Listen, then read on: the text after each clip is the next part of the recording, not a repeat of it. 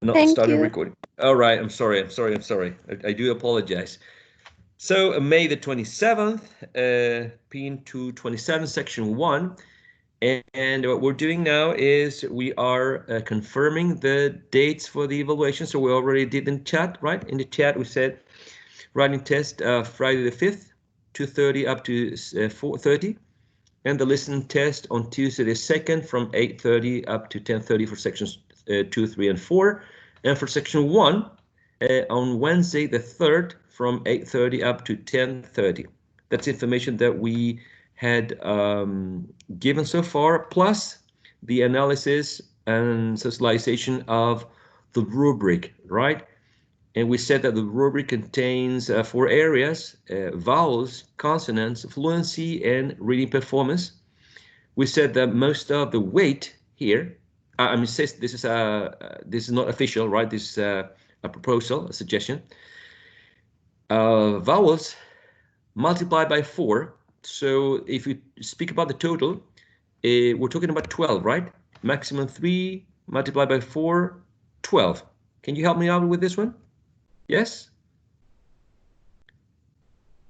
Consonant sounds 3 multiplied by 2, we're talking about 6 points as maximum.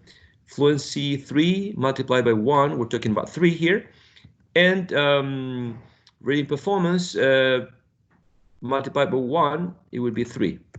So the maximum, the total score would be 24. Is that right?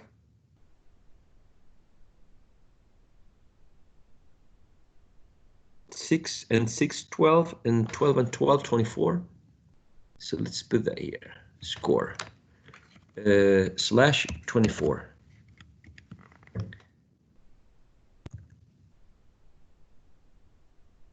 Okay, so that's the do you have any comment? Do you think, well, I think that reading performance should have more weight, not multiplied by 1, but multiplied by 3, or fluency should have more, or vowels should have less. What do you think? Do you have any opinion on this?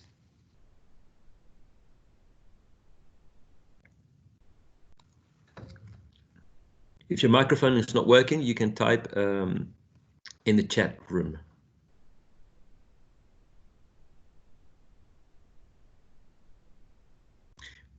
We have 12 participants. Okay. I think it's fine. I don't know what my classmates think, but Thank you so much, Josefina. I appreciate your opinion or confirmation, right? It's always good to have contributions about particularly sensitive elements when you analyze a class, which is, the tests or rubrics or any evaluating tool. yes, I'm sorry. I was wondering about how it's going to work with the schedule of the speaking because we had 2 days before to send it. I'm sorry. I got here late. Like I don't remember hearing that part.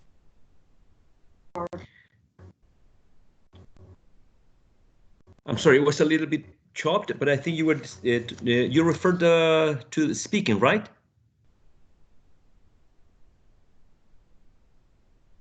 Yes. Okay. I think it's I think it might be my connection. But yeah, speaking. Yes. For speaking, the original date was. I mean, there was another original date, but then the last one was to send the speaking test starting on the 26th, and obviously you haven't had any access to the task itself, meaning the rubric and or the speaking task. Okay, so I would consider to extend the date. I don't know if that's going to be of any impact, but I think it's fair enough to extend the date, adding, I would say 26, 27, two additional days, right? And adding two additional days would imply to extend the submission of the recording on June the 2nd. That would be Tuesday. The reading aloud is actually to read aloud basically one sheet of paper. This time we're not going to consider a time limit. Usually, because of the number of students, basically, the speaking task, when you're recording a speaking task, you're giving a specific amount of time, right? You're given a number of minutes. Say, for example, read 1 minute or read 1 minute and a half. In this occasion, I'm going to ask to read the whole page, okay? The reason for this is it's always good to make changes. I think that it has always been to give students 1 minute to read something or 1 minute and a half. And then some students are very quick when reading aloud, and others or read slower, which is basically what we do in our own native language, right? In Spanish, not everyone reads with the same pace, which is totally understandable and valid, right? So, but when someone, as a teacher, right, needs to assess speaking performance, and you have a student who is really quick, reads aloud very quickly, you get a lot of evidence to assess his or her pronunciation, right? Because that's the main focus on this course this semester, is basically how you deal with segmental information, which individual sounds, right? Segmental information. And when you have a student who reads very slow, you get very little information or evidence to assess, right? So, I mean, one student can read 4 paragraphs in 1 minute, whereas another student may read 2 or 1.5 because he has a slower pace.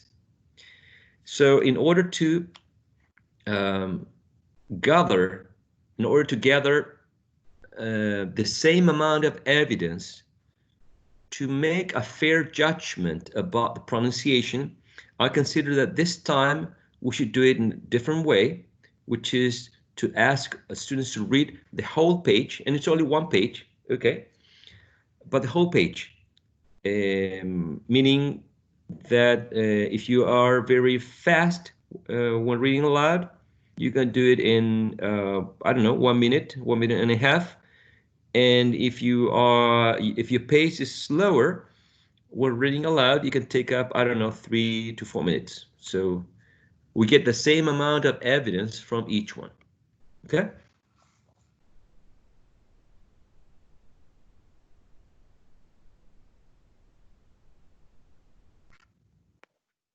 It's okay. All right, wonderful.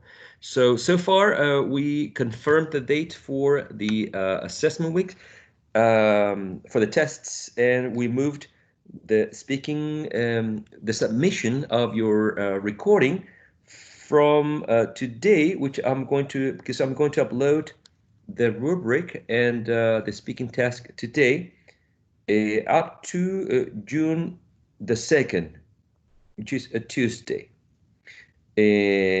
up until 11:55 p.m., 5 minutes before midnight. Okay, that's going to be the information that you're going to see in the LMS. Okay.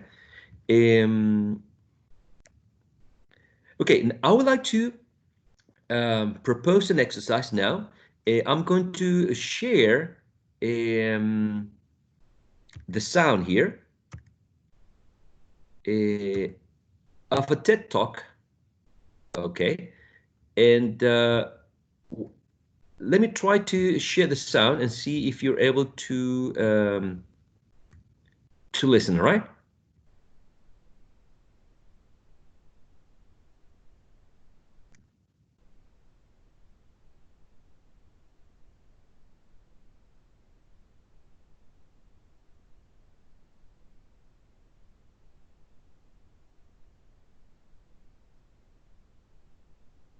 Can you hear?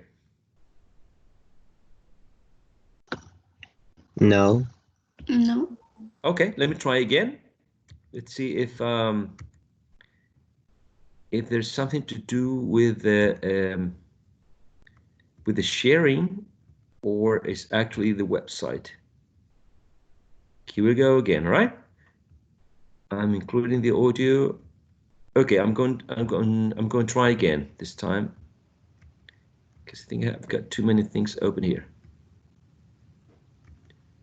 Okay.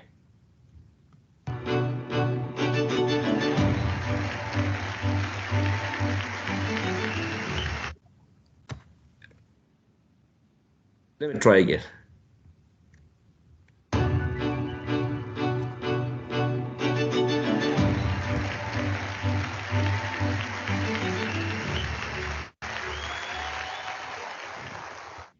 Okay, now, what about that? Can you hear the sound now?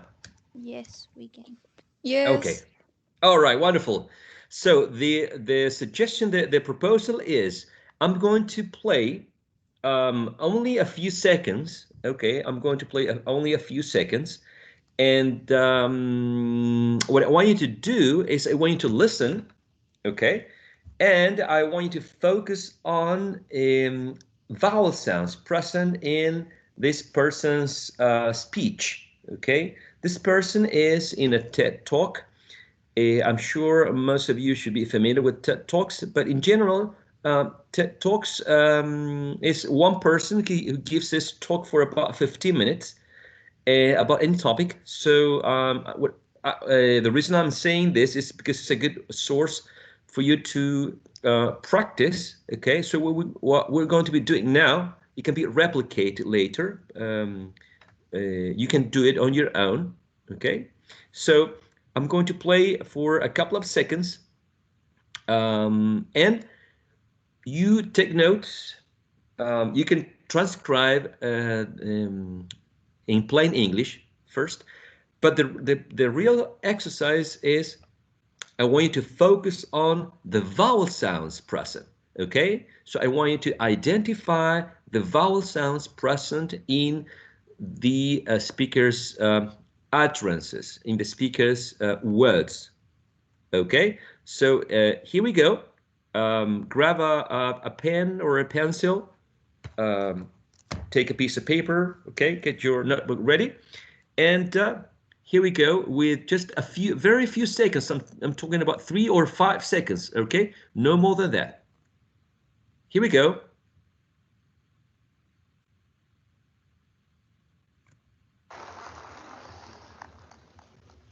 So how do we learn? And why do some of us learn things more easily than others? So let's start from the first phrase, the first question, okay?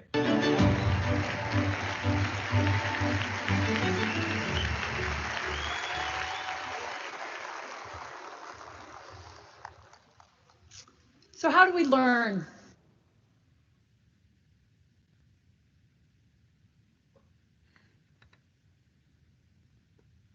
That's that's the first task, okay? I'm going to play it again.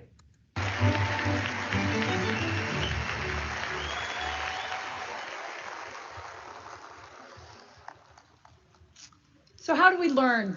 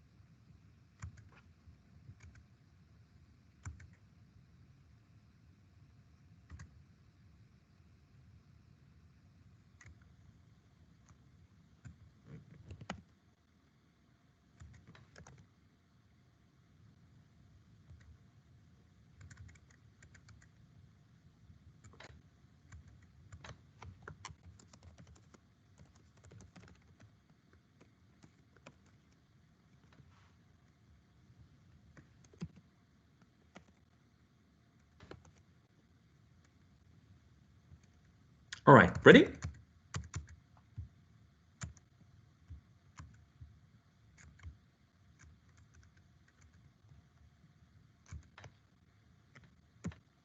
Okay, so in general terms,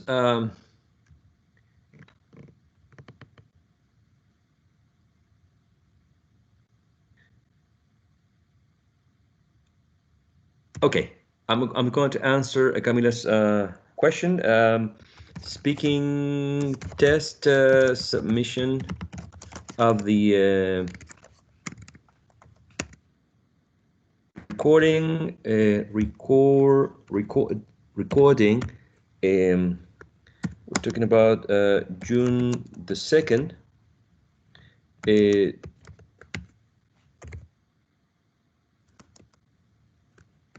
As a final deadline.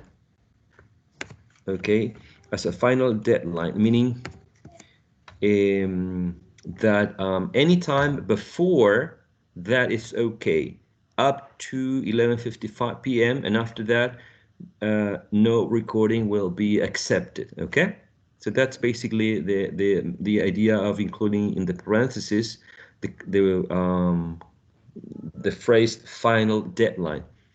So Mister, yes, ma'am.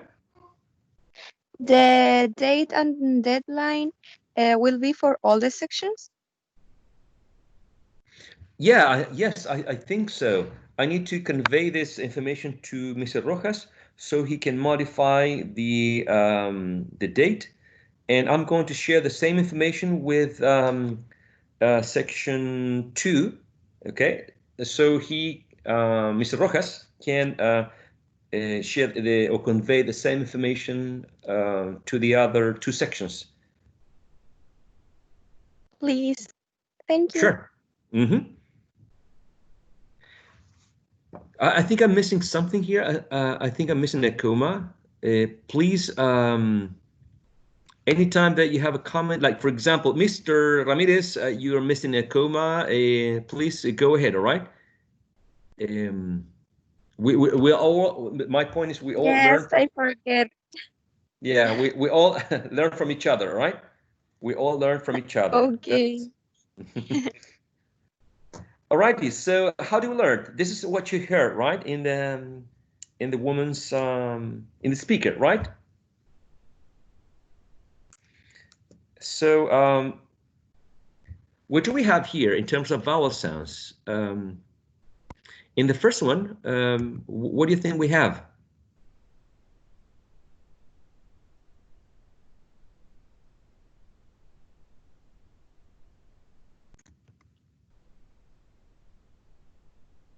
So in the first one, probably we would have a diphthong, right?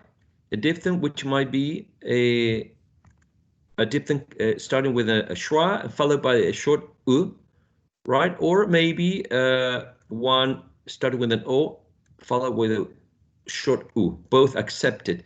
Probably I would go for the second one, considering that, you know, does not sound British, does not have an RP accent. In the second one, we have another diphthong, right? Yes. So we have the diphthong ow. I don't think there's any other interpretation here. In the second one, what do we have here? I think we have 2 options. We have a long u, or we have a schwa. If we take this word isolated, if we look it up in a dictionary, probably we're going to have a long u, do, right? But in a context like this, like in a question, in which the auxiliary is not the main. Excuse me. Go ahead. I don't think you're sharing your screen. Thank you for letting me know that, because I had shared the screen at the beginning. I don't know what happened. Okay, here we go again. I apologize for that.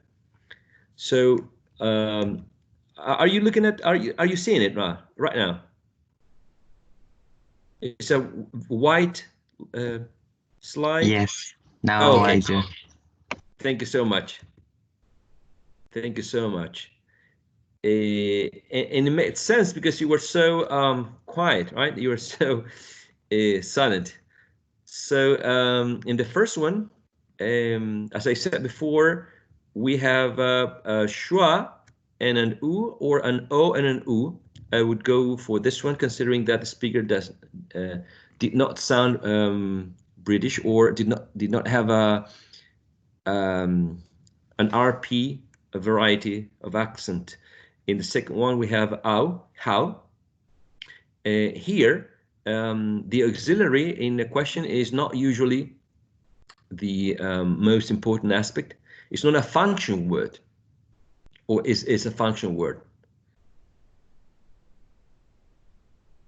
I'm talking about some knowledge that you should have in terms of, you know, análisis de las formas, maybe, content words and function words.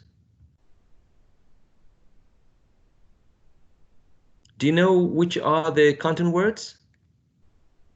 Or do you know which the content words are?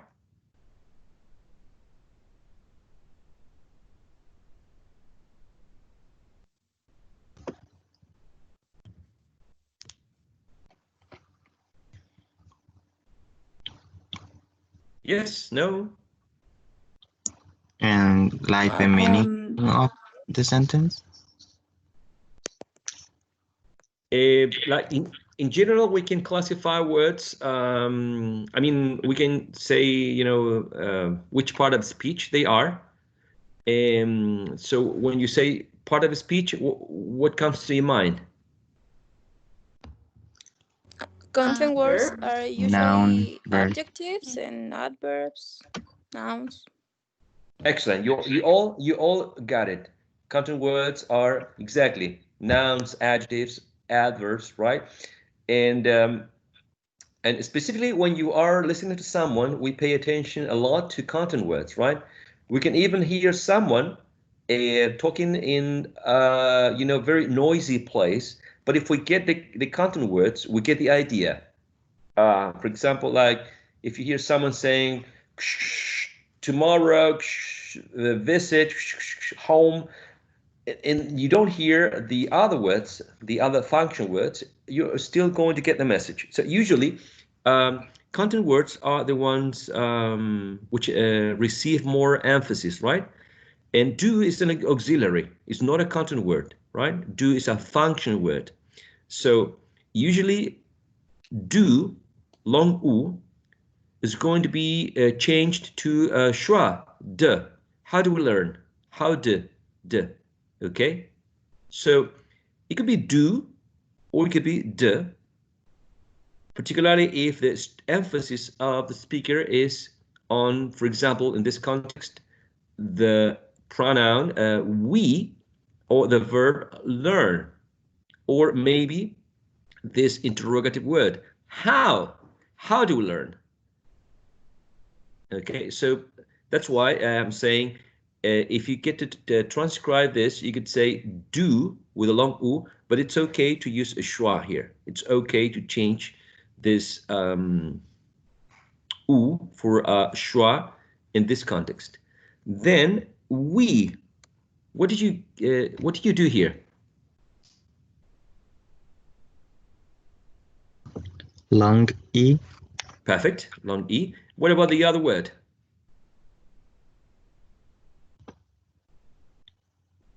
It's the number 3. I don't remember the name. Okay. Exactly. Some people call it the crazy schwa, because there's a close connection between and even though this one is longer, but basically are quite close in terms of where they are produced, where they are articulated.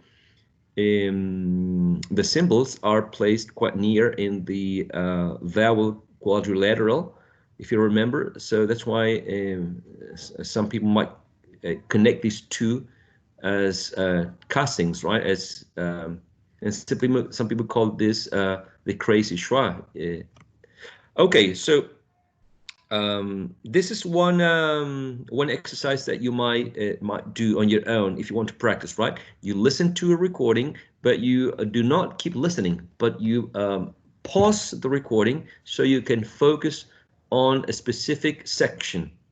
Then you focus your attention on only one specific point. For example, vowel sounds. Okay, vowel sounds. Let's suppose that the focus is okay, initial sounds. Okay, let's focus on initial sounds. Okay, so imagine that you listen to this. You're not reading this. So the first one is S, right? The second one is the next one is D. The next one is W. And the last one is L. Coincidentally, the phonemic symbols are very similar or exactly the same as the graphemes. But it's not always the case, right? As if you remember, for example, this symbol has nothing to do with this spelling, right? Or this one, or the other one, for example, this one has nothing to do with, for example, initial sound in jeans. Okay. So when you practice, you take a small chunk, for example, so how do you learn? You focus on a specific element, for example, vowel sounds, initial sounds, or final sounds. Okay. If you focus on final sounds, the idea would have been, what's the final sound of each one of the words? So in the first one, so, I would say the final sound would be the diphthong. Always consider, there are many different perspectives, right? Some people may say, well, the diphthong is a combination of two sounds in which you start in one sound and you glide into another one, right? You glide and you end up in a different one. But there's this other perspective in which you consider a diphthong as one sound unit, one speech unit. For this class, not to create any confusions, right? We're going to consider a diphthong as one single sound unit. So which is the last sound? We're going to consider that in the first word, O, okay? The diphthong. The last sound in the next one, again, the diphthong, ow. The last sound here, the schwa or the long u. And I think the last word, it's the only difference here, because for the rest, it was all the vowel sounds, the final. So in this one, the final symbol would be right? Okay. The other thing that you can do is I'm looking for the presentation. Okay, it's right there.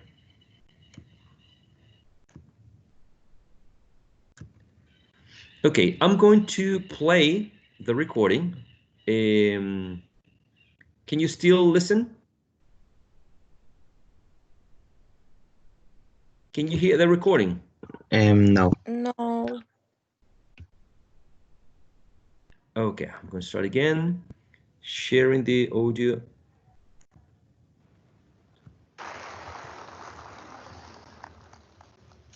So how do we learn? Can you hear it now? Yes. All Yes. right. Okay, good. So the other thing is, okay, I'm going to play the recording. I'm going to play a second utterance. And what I want you to do is I want you to pay attention to the sounds that the speaker is producing, the way that the speaker is talking, and I want you to try to imitate the sounds and also the intonation. By the intonation, I mean sometimes the intonation is going to be rising intonation, right? Sometimes it's going to be yeah, when using a question, right? Or sometimes the speaker is going to be making pauses, and these pauses maybe will imply that the speaker is trying to put more emphasis on some aspects of his or her message. Okay, so listen, and then I'm going to ask some of you to repeat, okay, to imitate. Here we go. And why do some of us learn things more easily than others?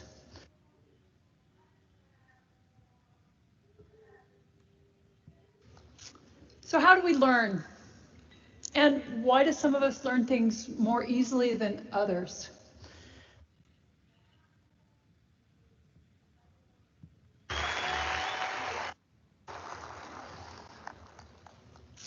So how do we learn? And why do some of us learn things more easily than others? Last time. So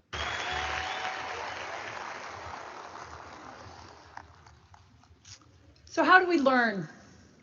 And why do some of us learn things more easily than others? All right. Who would like to step up? We got 9 participants. Camila, Carla, Catalina, Josefina, Maria Paz, Matías, Patricio, Sara, Vanessa. Anyone would like to? I can replay it again one more time.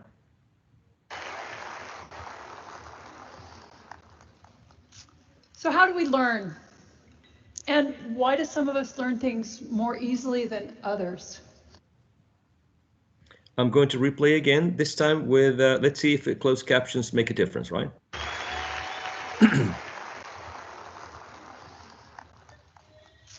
So how do we learn? And why do some of us learn things more easily than others?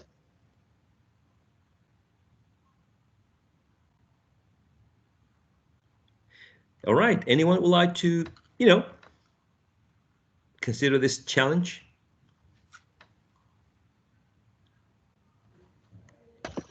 What are we supposed to do?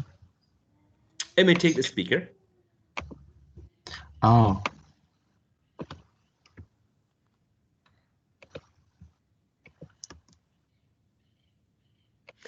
Okay, so the point is that I'm proposing 2 exercises, okay? 2 exercises that you can do on your own.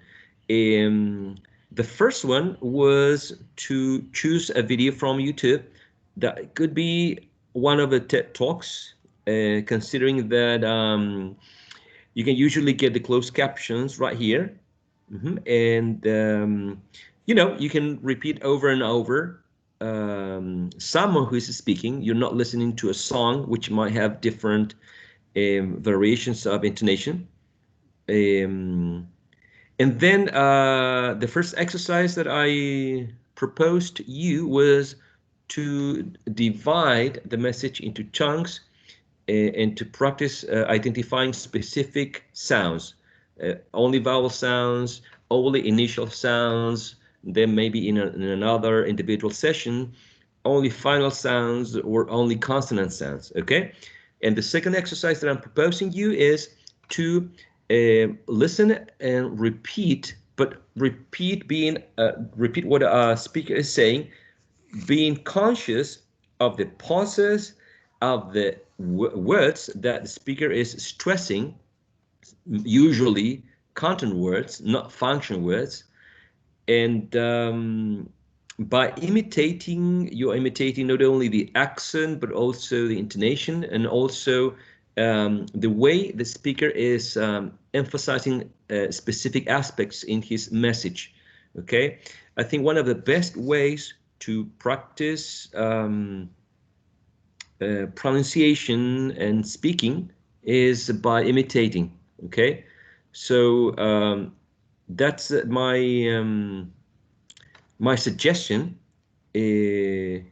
for specific exercises. I think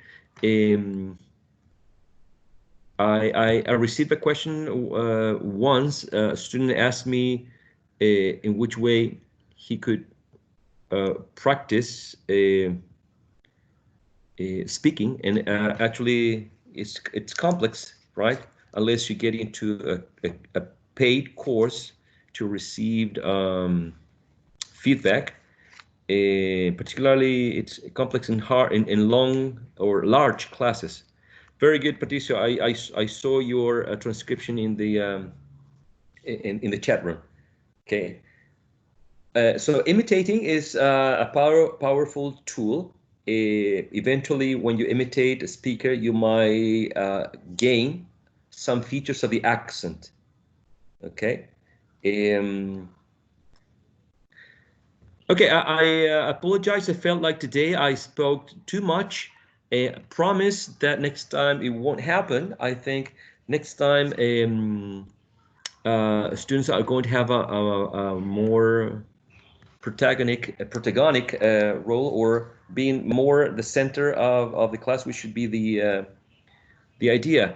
Okay, I think I'm going to see you next. Let me double check my. It's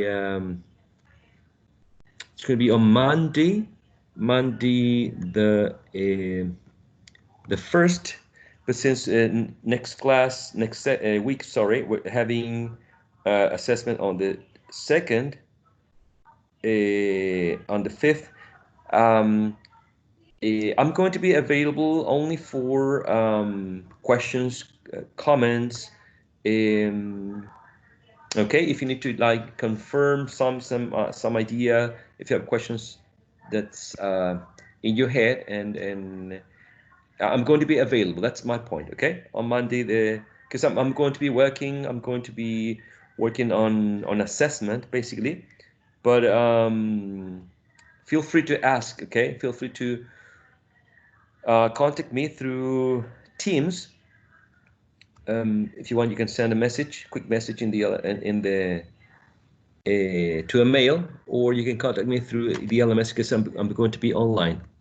Okay. Any questions before we finish the session? I'm sorry if I took up too long. I think that was one of the ideas, to make classes shorter, right?